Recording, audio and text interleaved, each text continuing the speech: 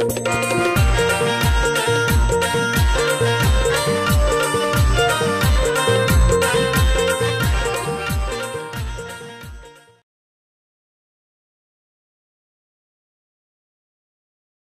घालवू शकतो. महाराज म्हणतात गवळणीच्या सोबत असाच नाचायला आला आणि त्यांना लक्षात यायच्या आत निघून गेला. हा निघून जाऊ शकतो, त्यामुळे त्याला बांधलं पाहिजे. तू माझ्या पुढं असाच राहायचं, कारण मला वेळोवेळा तुला पाहायचंय. महाराज तुम्हाला दृष्टी पुढे राहायचं, वेळोवेळा पाहायचं कळलं, पण त्याच्यात एक शब्द असा आहे ज्याला अंडरलाईन करा, ऐसाची. म्हणजे नुसता डोळ्यासमोर राहा, वेळोवेळा बघायचंय असं नाही, असाच राहा. आता हा कसा कसा राहतो ते कळलं, म्हणजे असा म्हणजे काय हे कळेल. कसा कसा राहतो म्हणजे हा वृंदावनात वेगळा राहतो, हा गोकुळात वेगळा राहतो, हा राजस्थानात वेगळा राहतो, हा द्वारकेला वेगळा राहतो, हा नाथद्वाराला वेगळा राहतो, हा प्रत्येक ठिकाणी वेगळा आहे. याची नावं सुद्धा त्यामुळे भिन्न भिन्न झाली. हा काश्मीरात जातो तेव्हा केशव होतो, हा पंजाबात जातो तेव्हा गोविंद होतो, हा राजस्थानात येतो तेव्हा श्रीनाथ होतो, हा गुजरातेत येतो तेव्हा रणछोड राय होतो, द्वारकाधीश होतो, हा जेव्हा पुरीला जातो तेव्हा जगन्नाथ होतो, हा जेव्हा आंध्रामध्ये जातो त्यावेळेला व्यंकटेश होतो, हा जेव्हा तमिळनाडूला जातो त्यावेळेला तो मुरुगन होतो, हा जेव्हा केरळात जातो तेव्हा हा अय्यप्पन होतो, हा जेव्हा कर्नाटकात येतो त्यावेळेला हा कृष्ण होतो, आणि हा पंढरपुरात येतो तेव्हा पांडुरंग होतो. विठ्ठला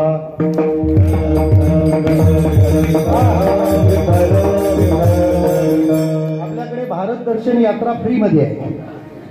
म्हणजे हा प्रत्येक ठिकाणी कसा कसा आहे पहा ना तुम्ही. जेव्हा तो गोकुळात असतो तेव्हा तळवे तळा हात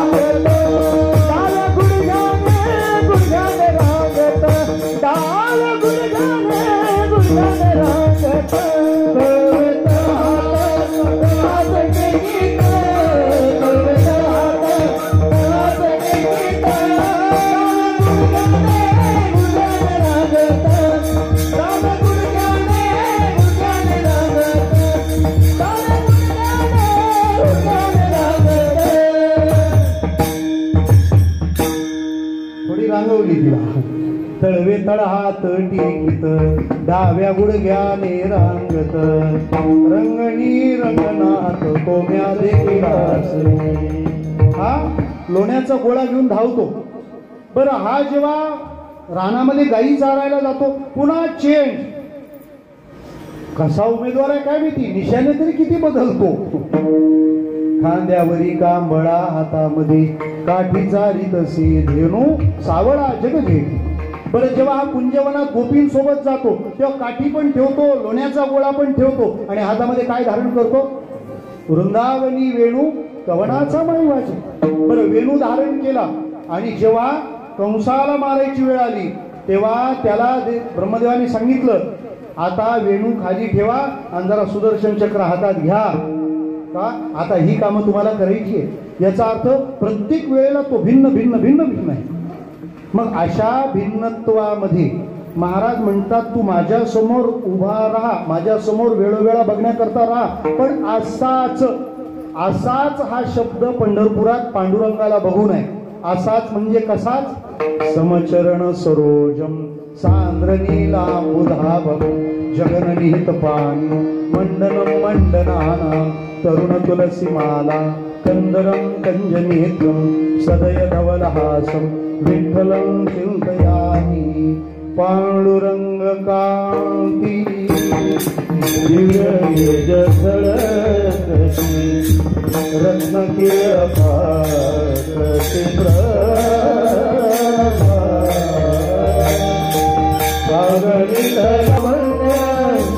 तेज पुंजा नवरना भेटे शोभा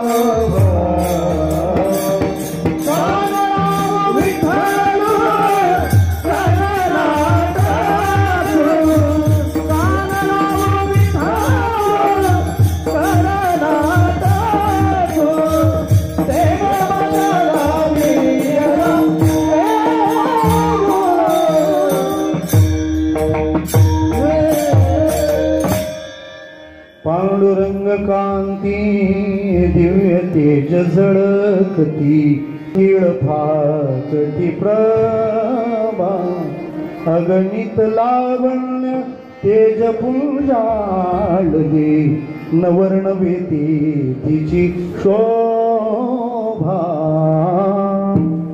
ऐसा चिरा मग त्याची भिन्न भिन्न रूप असताना तुम्ही अशाच रूपाचा आग्रह का केला महाराज त्याचं कारण पहिल्या चरणात सांगतात आवडे रूप गोजे रे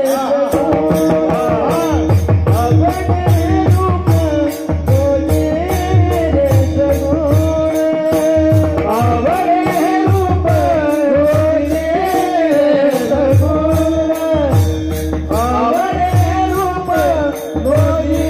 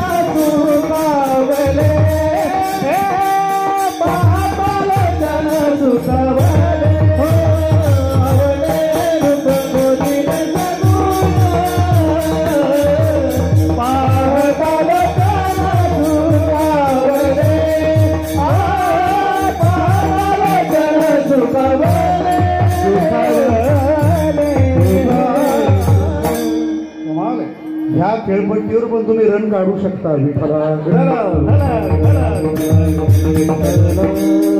खऱ्या खेळाडूची कसोटी ही चांगल्या खेळपट्टीवर नाही कळत आवडे हे रूप ऐसाची कार आहे कारण हे जे असं आहे ना हे माझ्या आवडीचं रूप आहे आवडे हे महाराजांची ती आवड आहे पण आवडे रूप म्हटलं असतं ना तर कळलं असतं पण महाराजांनी आवडे हे रूप म्हटलंय हे या निर्देशाने बाकीची रूपं वजा झाली महाराज म्हणतात बाकीची रूपं तू आमच्यासाठी घेतली असतील पण आम्ही त्या सगळ्यासाठी नाही आम्ही फक्त ह्याच रूपासाठी आहोत आम्हासाठी अवतार मत्स्य कुर्मादी सुकर ते असतील तुझे अवतार ती रूपं मला प्रिय नाही मला प्रिय आहे ते फक्त हे रूप प्रश्न असा आहे महाराजांनी बाकी सगळ्या बाबतीत तडजोड स्वीकारली पण भगवंताच्या रूपाबाबतीत तडजोड नाही माणूस कुठंतरी कट्टर असतो आणि कुठंतरी सहिष्णू असतो आणि असावं माणसाने कुठंतरी कट्टर कुठंतरी सहिष्णू जसं आपण नियमांच्या बाबतीत कट्टर असलं पाहिजे बरोबर आहे पण भावना उच्च असली तर नियम लोक बाजूला ठेवून त्या भावनेचा स्वीकार करतात की आपल्या उष्ट कोणाला देणं चांगलं का वाईट आपल्या उष्ट कोणाला देणं चांगलं का वाईट आणि मग देवाला देणं फार वाईट शबरीच्या बोरांचं काय करायचं उष्ट्याच्या बाबतीत कट्टर असलेला देव पोरांच्या बाबतीत शबरीसाठी काय झाला? सहिष्णू. गुलाब आहे गुलाब. गुलाब कट्टर का सहिष्णू? गुलाब कट्टर का सहिष्णू? तो पाकळीच्या जवळ सहिष्णू आहे आणि देठाच्या जवळ कट्टर आहे. त्याचा काटा किती असतो? म्हणजे याचा अर्थ कट्टरपणा आणि सहिष्णूपणा सोबतच राहत असतो. उदाहरणार्थ दुसऱ्याला खोकला झाला तर आपण त्याला कोरोना म्हणतो आणि आपल्याला कोरोना झाला तर आपण त्याला खोकला म्हणतो.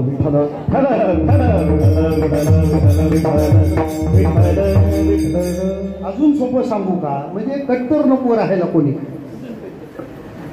दोन गृहिणी बसल्या होत्या. त्या बसल्या होत्या म्हटल्यावर त्या गप्पा मारत होत्या हे मी सांगणार नाही. आणि सुरू झाल्यानंतर पटकन शेजारणीला हिने सांगितलं, मी ना आता मस्त मोकळी झाली. म्हणजे काय झालं?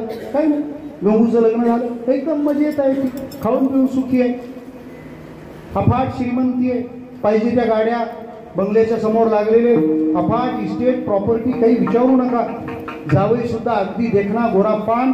आणि इतकंच नाही, गंगू माझी इतकी नशीबवान आहे, इतकी नशीबवान आहे की तिच्या शब्दाच्या जर्रा सुद्धा बाहेर नाही. कोण? गंगूचा नवरा. भाग्यवान आहे. शेजारणीने मिठाचा खडा टाकला, त्यांच्याकडे तो असतो मिठाला. एक वाक्य वाचलं होतं मी, जखमा दाखवू नका, कारण मलम कोणत्याच घरी नसलं तरी मीठ सगळ्या घरी असतं मिठाला. त्या शेजारीने विचारलं, वा वा खूप छान, गंगूना तुमची खूप भाग्यवान आहे. पण का? त्या गंगूच्या बरोबर तुमचा मुलगा गंग्या, त्याचं पण लग्न झालं होतं. तेव्हा नाव काढू नको मेल्याचं. लग्न झाल्यापासून डुंबून बघायला तयार नाही, विचारायला तयार नाही. मेला बायको सांगेल तसंच. बैल आहे बैल. बायको सांगेल तसंच. कोण? गंग्या. म्हणजे कोण? बैल. बरोबर. आणि गंगूचा नवरा कसा आहे हो? बोला बोला. गंगूच्या शब्दाच्या जरा सुद्धा बाहेर नाही. कोण? गंगूचा नवरा. आणि गंग्या कसा आहे? बायको सांगेल तसंच. म्हणजे तो काय आहे? बैल आहे बैल. मला स्पष्टपणे सांगू द्या, जर गंग्या बैल असेल तर गंगीचा नवरा नदी बैल नाही का? म्हणजे आपल्या मुलीच्या बाबतीत सहिष्णू असलेली गृहिणी आपल्या सुनेच्या बाबतीत कशी असते? कट्टर, अगदी तडजोडच नाही. तसं वारकरी संप्रदाय नामाच्या बाबतीत सहिष्णू आहे, रूपाच्या बाबतीत कट्टर. त्याला नाम कोणतेही चालतं. किती मंत्र आहेत आपल्याकडे. सगळ्यात आधी राम, त्यानंतर श्रीराम, त्यानंतर रामकृष्ण. या दोन नावाचा मंत्र माऊलीच्या आवडीचा आहे. ज्ञानदेवा ध्यानी रामकृष्ण मनी, रामकृष्ण माळा. दोन वेगळ्या अभंग पहा. त्यानंतर तुकाराम महाराजांना बाबाजी चैतन्यांनी जो मंत्र दिला त्याच्यात हरी वाढला. मंत्र दिला रामकृष्ण हरी. तुकाराम महाराजांना गुरूंकडून आलेला मंत्र त्यात हरी वाढला आणि त्यांच्याकडून आलेल्या मंत्रात विठ्ठल केशवा वाढला. कुठं? रामकृष्ण हरी विठ्ठल केशवा मंत्र हा जपावा. एक दोन नाही, आपलं विष्णू सहस्र नाम आहे. म्हणजे ती नावं किती? 1000 नाव आहेत. पण त्या 1000 नावात सुद्धा काही नाव फार गमतीची आहेत. कोणती आहेत माहिती? क किम यत्तत् पदम अनुत्तमम. आता क आणि किम ही काय देवाची नाव आहे? त्या नावाला काय अर्थ असायला हवा ना. पण आणखी सोपं सांगतो, विठाई नाव आहे का नाही? विठाई म्हणजे पाणून. मग विठाई नाव आहे. किठाई कुठून आलं? विठ्ठल. बरं आपण म्हणतो विठाई किठाई माझे कृष्णाई कान्हाई. बरं त्याचं नाव राम आहे आणि त्याला वाल्मिकीनी काय म्हटलंय? वाल्मिकेश्वराच्या प्रांगणात आपण बोलतो, त्यांनी राम म्हटलंच नाही, त्यांनी मरा मरा म्हटलंय. म्हणजे राम राम राहिलं बाजूला, मरा मरा म्हटलं तर ते पण चाललं. म्हणजे आम्ही इतके काय आहोत? इतके आम्ही सहिष्णू असलो तरी आरत्या म्हणताना वाचूनच म्हणाव्या. फळीवर वंदना नाही, वंदना पडेल खाली उतरवा, ते फणीवर बंधन आहे विठ्ठला.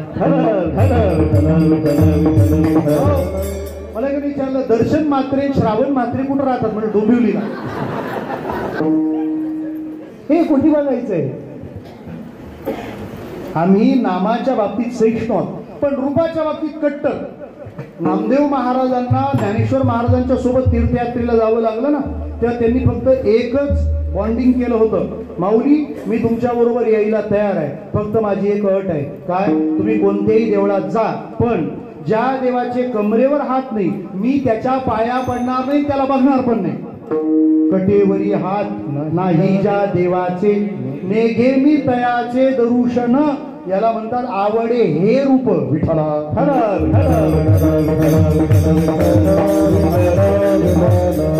आता रूप आवडण्यासाठी दोन कारणं असावी लागतात. एक तात्विक कारण आणि दुसरं बहिर्गत कारण. बहिरंग कारण म्हणजे काय मला सांगा? एखादी वस्तू दिसायला सुंदर आहे तर कोणालाही ती बघायला आवडणं साहजिकच आहे. बघा ना, आपला नायगावचा श्रीकृष्ण किती हसतो, किती प्रसन्न मुद्रेण आहे. कोण त्याच्याकडे एकदा पाहायला लागलं दुसऱ्या कुठं पाहिल का? म्हणजे तुमच्या इंद्रियांना उपलब्ध असलेल्या सगळ्या विषयात सगळ्यात चांगला विषय तुम्हाला हवाय. सगळ्यात चांगला विषय. वरण भात भाजीवाला वाढून गेला तरी आपल्याला न मिळालेला गुलाबजाम लक्षात राहतो, कारण जे त्यात सगळं आहे त्याच्याविषयी आम्ही लालायित असतो. मग ह्या जगामध्ये देवाला पाहणं किंवा देवाचं रूप महाराजांच्या आवडीचं ठरण्याचं कारण काय? भगवंतासारखं डोळ्याला सुखदायी दुसरं काहीच कोण आहे त्याच्यासारखा? आपण एकनाथी भागवत पहा. नाथ महाराज म्हणतात, श्रीकृष्ण चिया सौंदर्या पुढे लक्ष्मी भुलोनी झाली वेडे, मदन पोटा आले बापुडे, ते तर कोणीकडे रावरंग. जो सकळ सौंदर्याची शोभा, जो लावण्याचा तिवालभा, ज्याची अंग संग प्रभा, अनिली शोभा जगासी, त्रिलोकीचे बरवेपण, भुलोनी कृष्णापाशी आले जाण, नाना कृष्ण लेशे बरवेपण, जग संपूर्ण शोभे संपूर्ण ती लोक. त्या कृष्णाच्या सौंदर्यामुळे जगात माणसं सुंदर दिसत आहे. असा तो सुंदर आहे. रासलीलेच्या वेळेला मदन आला होता काम, तो म्हणाला माझी तुझी लढाई आहे. भगवान म्हणतात कुठली पण लढ, आपली तयारी आहे. तयारीची माणसं आत्मविश्वास पूर्ण असतात. बोला काय असेल ते. महाराज रासलीला झाली, मदनाचं काही चाललं नाही, तेव्हा त्या मदनाने स्तुती केली देवाची. भगवान म्हणाले बोल तुला काय पाहिजे? मदन म्हणाला एकच पाहिजे. काय? आजपर्यंत कोणी सुंदर दिसलं तर लोक माझी उपमा देतात, राजस सुकुमार मदनाचा पुतळा. पण मी तुम्हाला पाहिल्यावर असं वाटलं तुमच्या नखाची पण सर मला येणार नाही. म्हणजे मग आता एक विनंती, मला तुमच्यासारखं सुंदर व्हायचं. आणि सुंदर होण्याचे जगात दोनच उपाय आहेत. पहिला उपाय गल्लोगल्लीत आहे, आणि दुसरा उपाय जो आहे तो छत्रपती शिवरायांना कल्याणची सुभेदाराची सून दिसल्यावर सुचला होता. कोणता? अशीचा आमुची आई असती सुंदर रूपवती, आम्ही सुंदर झालो असतो वदले छत्रपती. एक तर सौंदर्य प्रसाधन वापरा, नाही तर दुसरा पर्याय हल्ली मैताचा पण मेकअप मिळतो. 3 लाखात करीनाने केला होता, काही का करीना, जाऊ द्या विठ्ठला.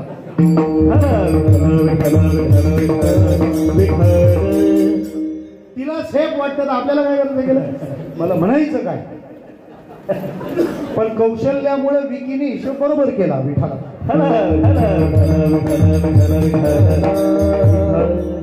दुसरा उपाय, जो सुंदर आहे त्याच्या पोटी जन्माला या. तो मदन म्हणाला मी कुठेही जन्माला आलो तरी सुंदर होणार नाही, मला सुंदर व्हायला तुझ्या पोटी देवा जन्माला यायचं. आश्चर्य. तो कामदेव, तो मदन कृष्णासारखं सुंदर जन्म मिळावा, देह मिळावा म्हणून कृष्ण रुक्मिणीच्या पोटी जन्माला आला. त्याचं नाव प्रद्युम्न. श्रोते हो, दिसण्याचं मानक असलेला मदन तो जर भगवंताच्या रूपाला भाळतो तर तुकोबाराय त्याच रूपाची पुन्हा आस न धरतील तर नवल. दुसरी बाब, आमच्या सौंदर्यामध्ये सदोषता आहे की नाही? आपलं सौंदर्य टिकणार आहे. बरं, हे सगळं बाजूला केलं तर आतमध्ये सगळी घाण आहे. हे कव्हर केलं नसतं तर कव्हरही आपण टिकलो नसतो विठ्ठल.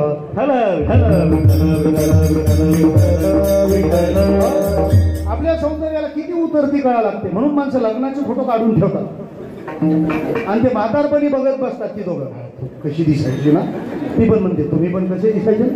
एका पोराने विचारलं आईला, आई हे कोण ग तुझ्या बाजूला उभे? तिने सांगितलं मूर्खा हे पप्पा आहे म्हणे. हे जर पप्पा आहे तर आपल्या घरी यायचो टकलू कोण विठ्ठला. सगळं निघून जाणार आहे. किती त्याची गमेंट करायची, किती त्याच्या मागे वेळ घालवायचा, किती काळ त्याला द्यायचा. आमचं जाणार आहे, आमचं नष्ट होणार आहे, आमचं टिकणार नाही. माणसं सुरकुत्यानं भिवू लागली, बोटोक सारखी घातक इंजेक्शन घेऊ लागले. अजिबात टिकणार नाही, अजिबात टिकणार नाही. हे निघून जाणार आहे. महाराज आमचं निघून जाणार आहे, त्याचं निघून जाणार आहे. आमचं घाण होणार आहे, त्याचं घाण होणार आहे का. कान्होबा तुझी घोवारी चांगली, कान्होबा तुझी घोवारी चांगली, कान्होबा तुझी घोवारी चांगली, कान्होबा तुझी घोवारी चांगली.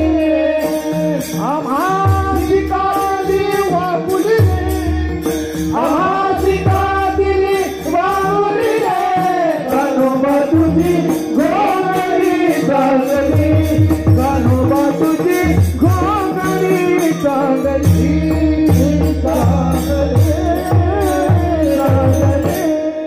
कान्होबा तुझी घोंगडी चांगली आहे. हे रूप बघायला आम्हाला आवडतं. हा झाला बहिरंग विषय. हे रूप आवडण्याचं दुसरं कारण काय, तो विचार तात्विक आहे. आवडे हे रूप म्हणजे विटेवर उभं राहिलेलं, तू माझ्यासमोर असाच राहायचा.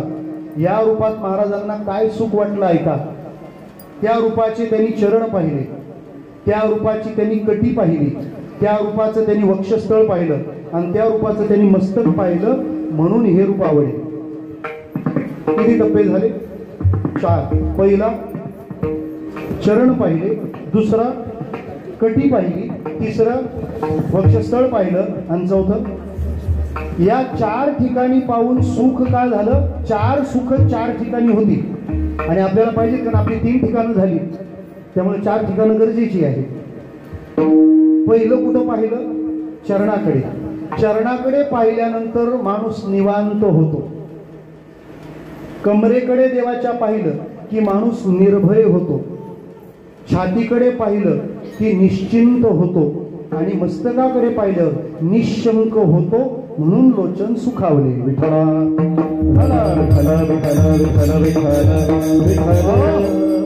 पहिलं कुठं पाहिलंय, घड्याळाकडे. कुठं पाहिलंय, चरणाकडे. चरणाकडे पाहिल्यावर काय झालं, आता कोठे झाले मन, आता कोठे झाले मन, कोठे झाले मन, आता कोठे झाले मन. तुमचे चरण देखलिया, तुमचे चरण देखलिया, तुमचे चरण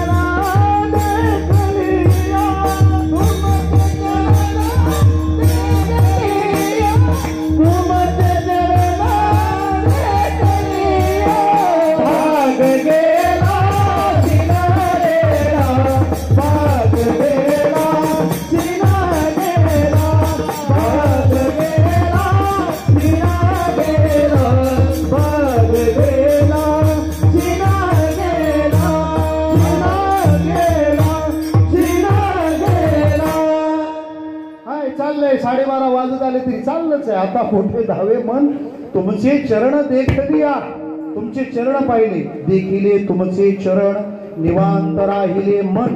कासया तेजीन प्राण आपुला गेला. जे मन इकडं तिकडं धावतंय ना, त्याच्या चरणाला पाहिलं, निवांत झालं. दुसरं कुठं पाहिलं त्या रूपात, कटी कमरेकडे. काय झालं, निर्भय. जगद्गुरु शंकराचार्य पंढरपूरला गेले होते ना, जायला पाहिजे, अयोध्येला जायला पाहिजे. विठ्ठला शंकराचार्य गेले पंढरपूरला आणि त्यांनी विठोबाला असं पाहिल्यावर त्याचा अर्थ सांगितलाय. लक्षात घ्या, दिसतं आणि ऐकतो त्याचा अर्थ समजून घ्यावा लागतो. प्रमाणं भवाब्देरिदं मामकानां नितंबकराभ्यां धृतो येन तस्मात् विधातुर्व सत्ये धृतिनाभिकोश परब्रह्मलिंगम भजे पांडुरंगम. पांडुरंगाने कमरेवर हात दिला म्हणजे दमलाय ना, असं नाहीये. भवाब्धीचा अंत येतुलाची पाहे पा. बुडणाला घाबरणारे लोक दिसले आणि पांडुरंग सांगतो अजिबात भ्यायचं नाही. का, जिथं बुडण्याची भीती धारण करताना ते पाणी एवढंच आहे. देव निर्भय बनवतो. आध्यात्मिक होणं म्हणजे पहिलं निर्भय होणं आहे. आम्ही जर घाबरत असू तर आमच्या श्रद्धेत खोट आहे.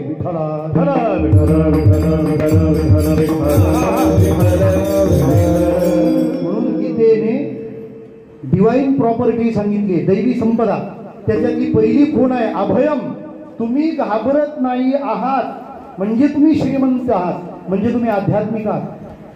तो देव असा हात करून बसला कोणत्याही मूर्तीत. आता गणपती बाप्पा येणार आहे, त्या हातातून ते लाईट काढतात बॅनरवाले, लाईटली घ्या ते. त्याचा अर्थ काय होतो ते पहा. असा हात, याला तत्वज्ञानाच्या भाषेत अभयकर म्हणतात, म्हणजे तुम्ही भिवू नका. अजून सोपं सांगतो. पांडुरंगाने जे कमरेवर हात ठेवलाय ना, त्या हाताचं एक बोट असं इकडे खून करते. या जागेवर आपल्या शरीरातला कोणता अवयव आहे? बेंबी. त्याला शुद्ध भाषेत काय म्हणतात? नाभी. नाभीकडे बोट दाखवलं, याचा अर्थ असं सांगितलंय, नाभी नाभी नाभी. विठ्ठला हा अक्कलकोटला जातो, दणकून जेवून येतो तरी भीतो. स्वामी समर्थ काय म्हणाले? स्वामी समर्थ पण हा समर्थ आहे. भिवू नकोस. हा, तुम्ही भिवू नका. ते जे मूर्तीची बसते येते, काय कारण आहे? त्याचं कारण 12व्या अध्यायात सांगितलं. आता 12वा माहिती आहे ना? 13व्याच्या आधी भगवान म्हणतात, भव सिंधूचे नि माझे कवणासी धाक अनुपजे, येत जरी की माझे भीती ह म्हणून गा पांडवा, मूर्तीचा मेळावा करून त्यांची या नायगावा धावत आलो. लोचन का सुखावले, कमरेकडे पाहिलं निर्भय झालो, चरणाकडे पाहिल्यावर काय झालं होतं? अजिबात निवांत राहू नका आपल्या कीर्तनात. चरणाकडे पाहिल्यावर निवांत झालो, कमरेकडे पाहिल्यावर निर्भय झालो, छातीकडे पाहिलं निश्चिंत झालो. निश्चिंत म्हणजे चिंता राहिली नाही. चिंता कशाची होते सांगतो तुम्हाला. आता आपण काही चुकीचं करतो याची चिंता नसते, मागं काहीतरी चुकीचं केलंय आणि पुढं कधीतरी ते उघडकीला येईल याची चिंता असते. आम्ही आत्ता बरोबर आहोत, पण मागचा घोटाळा तो पुढे उघडकीला आला तर राजीनामा द्यावा लागतो. राजीनामे तरी किती घ्यायचे? यांना उतरवले का त्यांना बसवले? आता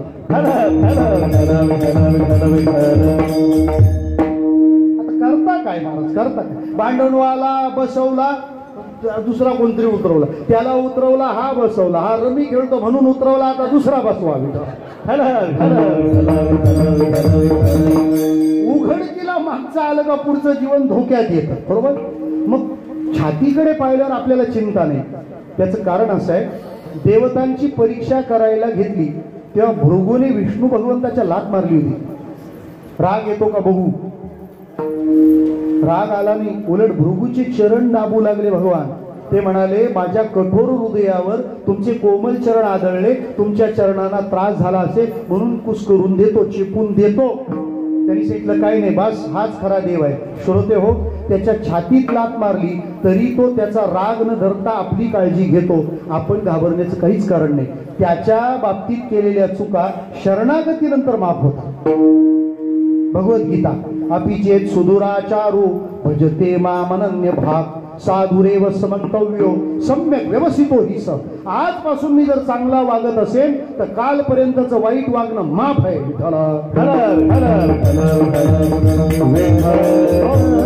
मला चिंता राहिली नाही, कारण ती छातीवर खून आहे. सकाळी भांगस महाराज तुम्हाला दाखवतील. वैजयंती माळ गळा श्रीवत्सलांछन, श्रीवत्सलांछन. छातीकडे पाहिलं, निश्चिंत झालो. उरलं काय? मस्तकाकडे पाहिलं आणि काय झालो? बोला बोला. निशंक. निशंक म्हणजे डाऊटलेस, संदेहरहित. कोणता संशय? देव मला घेतो का नाही, देव मला स्वीकारतो का नाही, काय करता काय, मला देव टाळतो का? विठ्ठल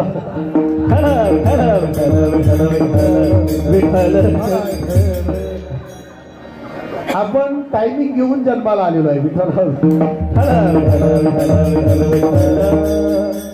का बरं टाळतो देव आपल्याला? अशी मनात स्वीकारेल का नाही? का का का मला स्वीकारेल, का का नाकारेल? का मी शेजाऱ्याला त्रास दिला होता, हे देवाने ध्यानात ठेवलं आणि देव जर मला नाही म्हणाला तर. बरीच जमणारी लग्न आपल्याच फोननी मोडली आहेत, मग देव आता मला नाही बोलला तर. विठ्ठल परवा मी 2 ओळी वाचल्या, त्याला 4 ओळी म्हणतात. ऐका, एकाला नातेवाईक भेटला आणि तो म्हणाला, का रे साखरपुडा झाला तुझा, सांगितलं नाहीस? हा त्याला म्हणाला, तुला सांगितलं असतं तर साखरपुडा झालाच नसता. जाऊ द्या, फार मेहनत घेऊ नका.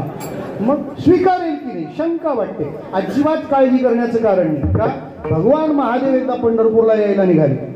ते एकटे होते तर जायचे, पण सगळा परिवार निघाल्यावर मग गाडी करावी लागते. महादेवाला गाडी करावी लागली. कोणती गाडी केली महादेवाने? घरचीच, लंबोर्गिनी. लंबोदर आणायचा आहे ना, त्याचा नंदी काढला. पण नंदी निघाल्यानंतर कोण कोण सोबत आहे? माता पार्वती,